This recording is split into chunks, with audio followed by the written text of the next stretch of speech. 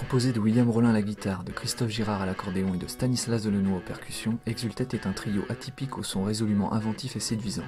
Entretien avec son guitariste à l'occasion d'un concert à Montigny-aux-Amognes.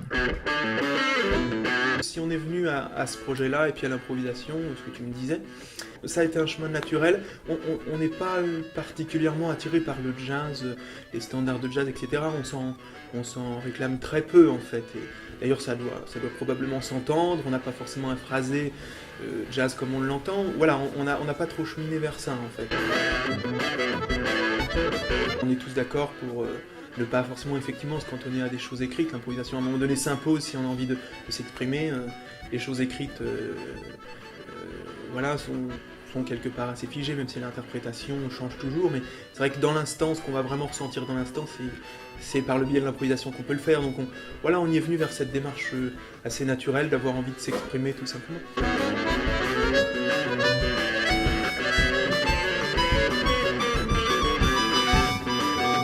On avait cette formule à la base, c'est vrai que c'était un propos de départ un petit peu contraignant par le fait de ne pas avoir de basse. Donc effectivement, on a été obligé de composer des pièces adaptées pour cette nomenclature-là, qui n'est pas forcément habituelle, comme tu dis. Mais je pense que d'emblée, au départ, cette formule-là, pour qu'elle marche, on était obligé de se décaler par rapport aux manières habituelles de jouer de l'instrument.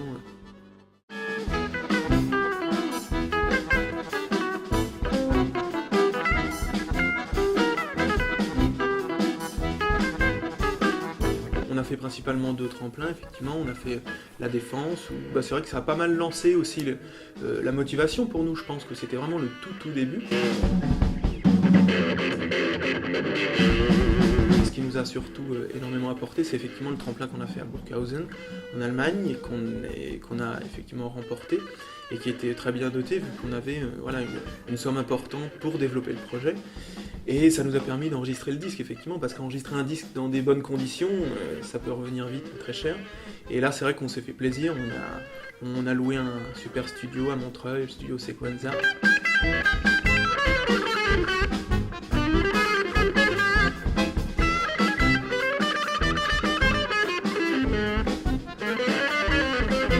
Jusqu'à présent, on est resté dans un son qu'on peut qualifier d'assez acoustique, et en l'occurrence, c'est une direction qu'on va encore garder dans les prochains concerts, mais on est en train de creuser actuellement justement d'autres sonorités que les moyens technologiques actuels peuvent nous permettre de réaliser. Donc voilà, sur la guitare électrique, tu as pu voir tout à l'heure le pédalier que je me suis fabriqué.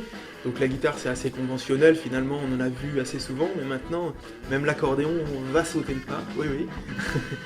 Et même des éléments de batterie, voilà, on va petit à petit par des systèmes de capteurs sur la batterie, etc. Voilà. C'est des considérations techniques, mais on est en recherche sonore. Ce serait l'occasion en fait d'élargir le son et puis finalement d'accéder à un son qu'on aimerait bien parfois faire, et puis que les limites de l'instrument ne permettent pas toujours. On est quand même encore tous d'accord pour porter aussi le premier son qu'on a eu, avec lequel on a commencé. Le CD est sorti il n'y a pas si longtemps que ça. Le projet finalement demande encore à être connu, ce son qu'on a eu au départ. Donc on n'a pas envie de rompre avec ça non plus tout de suite, ça c'est sûr.